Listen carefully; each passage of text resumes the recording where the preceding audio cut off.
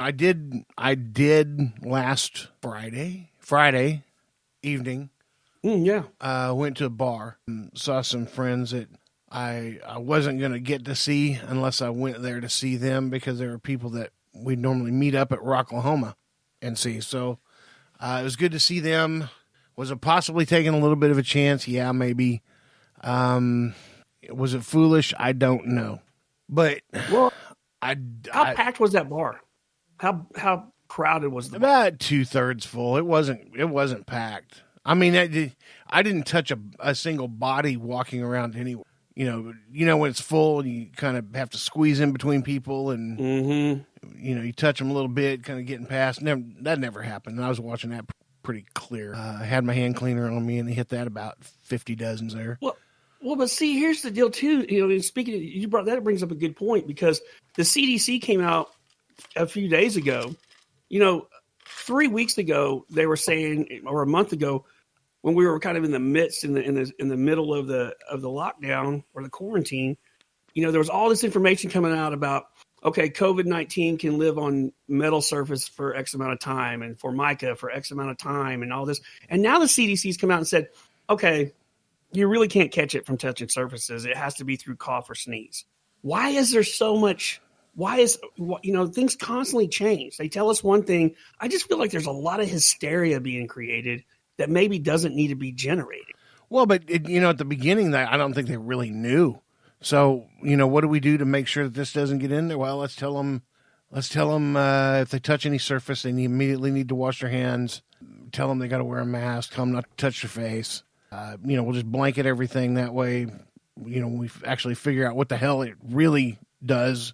We'll have already taken care of it. So you think they just went to an extreme? I would have. Kind of they could kind of get a handle on exactly how it was, being transmitted. Well, if there were no restrictions outside whatsoever, and it was business as usual, but this coronavirus was just coming on big time. Well, that's when you circle the wagons. I bring my family home, keep them at home. If we had to go anywhere, wear a mask. But, the one thing that I do have to agree with is, why should I have to be the one wearing the mask? Why not the sick person? Well, if you look at data, that is the most effective, is for the sick person to wear it. Yeah. I still kind of default to the something's probably better than nothing. I mean, literally, I was in the ER the other day, and there was a box of surgical masks sitting there on the counter, and I kind of get stable, and I'm getting bored, so I get up out of the gurney and start entertaining myself by looking at all this stuff in there. I don't know why. I mean, but I know what's in there, but there's a box of surgical masks, and I start reading the side of it, and it specifically says on the side of that box of surgical masks that it does not protect you from COVID-19. So why are we wearing them? Like, I don't know, dude. And the other thing that's weird too is the second time I went to the ER that day, the mask that they gave me to put on when I walked in, it wasn't like, I've never seen a pediatric. I'm sure they make pediatric surgical masks, but what?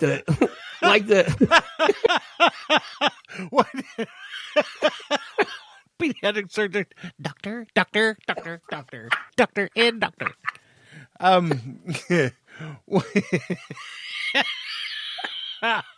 Oh my God! So, is it going to look like it's a how you'd have that breathing machine for your snoring? Yeah, CPAP. Yeah, the CPAP. So does this pediatric mask just cover your nose like a CPAP? well, she gave it to me, and I put it on, and like the elastic straps that go around your ears, they were so short they were making my ears stand out like alfalfa, and from the little rascals. And it felt like that thing was tiny on my face. And I took it off and looked at it. And I kind of looked at the nurse, and she was like, no, I get it. They're weird. So I think they're just mass producing these things so fast that some of them are a little off in the sizing. I don't know. Maybe they were supposed to go to a country where we're smaller than we are. I don't know. Yeah. Quality control departments at the mask manufacturers have been shut down, ladies and gentlemen, because, well, it's so weird. We got to send the seconds out too. So, but speaking of, I know some of them listen to the show, man. Speaking of the ER visits, the trip I made the other evening to the ER, shout out to the crew that was there. That was the rock star staff that was there. They hooked me up so well and took great care of me, got me lined out, got me back out the door. But you need to give them all their own nickname. I do. I feel bad because I walk in. Well, right now it's really difficult for me because I walk in and they're all wearing respirators. So it's hard for me to recognize a lot of them from, just their eyes. And most of them got, hairnets on and stuff like that. And so every once in a while, like a voice will kind of tip it off. Like, oh, I know who you are. But yeah, I walk in and of course they know who I am. But the nurse working at the, wait, why are they wearing hairnets? They don't drop a hair in your ice chips or something? I get not like a net, like the surgical, caps, Oh, okay. Yeah. Okay. Yeah, those disposable surgical caps. I got you. But they got so much PPE on, it's hard to tell which one is which and until they start talking. But it's just such a weird time, man. And that goes back to we for the past few weeks we keep talking about the new normal. Yeah. I read this great article the other day. I meant to send it to you. And it talked about and I've actually tried to start doing this, that the more we use that phrase is conditioning us to accept that these things are normal. And there's a lot of these things I hope don't hang on when this calms down. I would hate to think occupancy in bars and restaurants gets decreased to what they're trying to do with it now. Like I would miss that. I think a lot of your bars and restaurants would fail at that point. If you have to, every table at a restaurant's worth about $10,000, or excuse me, every chair at a restaurant's worth about $10,000 a year in revenue. Okay, so if you remove, or if you have to checkerboard everything, instead of all the tables being red, now every other one's got to be a black, like a checkerboard, so you can provide social distancing. So you got half the tables that you did. Therefore, you got half the income that you would normally get. Food costs are going sky high when it comes to beef, pork, and chicken, especially beef. Somebody told me the other day they paid $19. Yeah, I don't disbelieve that at all. Warehouse Market in Tulsa, a fine grocery store, by the way. They've hung on. I think there's 2 left. There was hundreds of them. Now there's 2 left, and they both suck. But right, there you go. $8 a pound for burger, man. Oh, dude. Get this. The 80-20. Okay, the 80-20 was $8 a pound.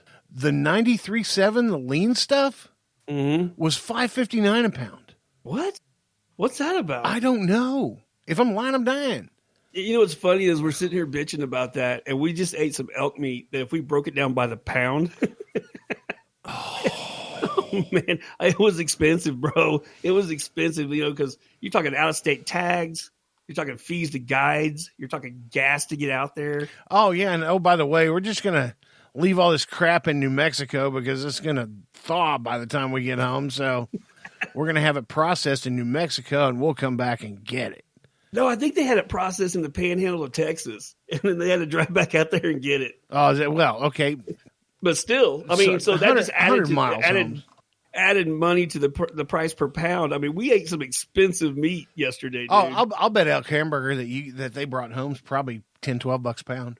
Oh, easy. Yeah. Easy, dude. Yeah, food cost on elk this year for the Sarges, nah. Yeah. It's going to be a little high, but you prepaid, so you're good to go. Right? I mean, hey, you asked me, though, it was worth every penny. Yeah. That was straight culinary chaos, man. That was nuts, dude. I just made burgers. That was no big deal. You wanted some stuffed burgers, so I've got this little handy dandy machine that leaves a big pocket in the middle of a burger, and then you fill it, and then you put more burger on top, and it makes it flat and squishes it together. Now, all fine and good, but that was nothing compared to those elk meatballs. Oh, dude. And while we're on that subject, man, shout out to Ghost Hunter. He's actually from the guys that do the Outdoor Drive podcast. And, God, man, I got that recipe. He posted that recipe on Instagram. Man, shout out to that dude because he came up with that, and that is a total home run. I'm just so thankful he posted it. That guy does some amazing things with wild game. and I hope to replicate as much of it as I can. Yeah, it was tasty, and it was all. It wasn't just a meatball; it was a big mushroom cap that the meatball went into, stuffed inside. I told Shiner I was going to hang on to the meat and do stuffed peppers with it, and I probably should have, but I made tacos tonight with it. It was super duper tasty. I never saw that coming. Yeah, like I never saw tacos coming, dude. Me either. But it's Tuesday. I'm having dental surgery. I asked myself, what do I want to eat? Because for the next 3 days, I'm like Jello and milkshakes. Oh, brother, there you go. What you need to do, man, is send Gizmo after that Bluebell banana pudding ice cream, dude. Because you said yesterday something about it, and I was like, Bluebell does make that, dude. That'll change your life. It's a life changer, huh? It is a life changer, bro.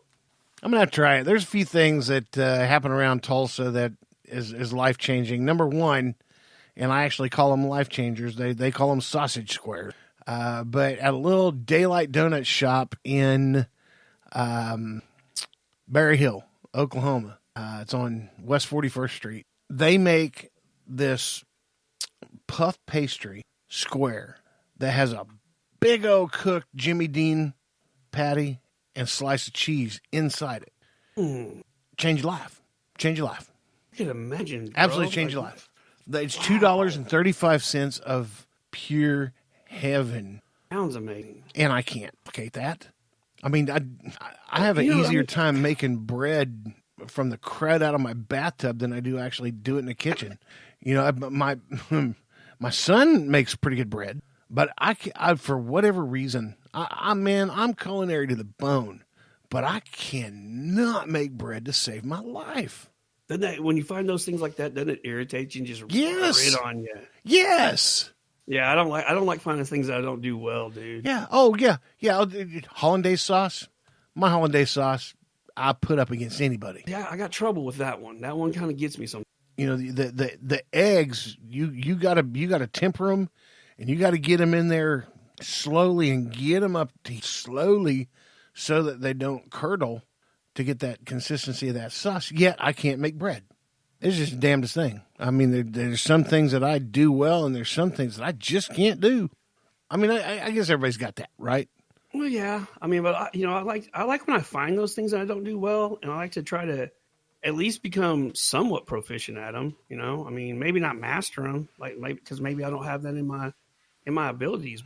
Becoming proficient, I like to think. Yeah, I always thought I'd be an awesome guitar player, and I'm maybe the world's okayest guitar player. Which means I kind of suck, but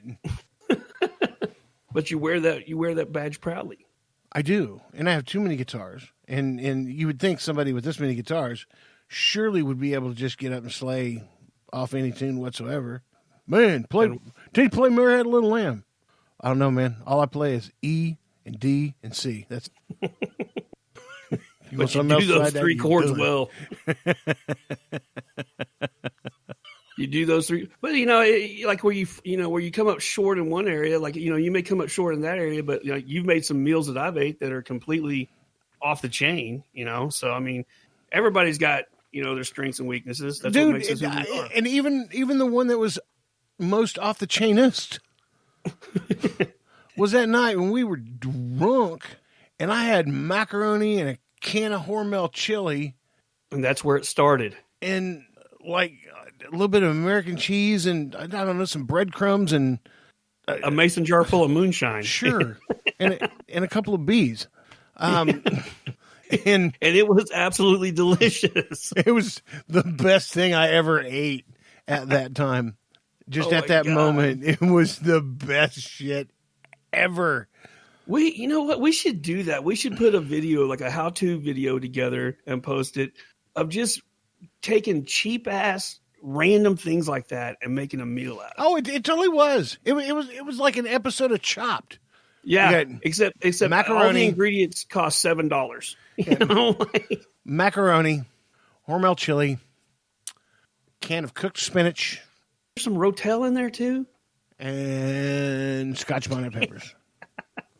A can of cooked. Yeah, you got that one ingredient just throws everything off. Yeah. You get the macaroni, and you're like, okay. And if you heard the macaroni after the spinach, and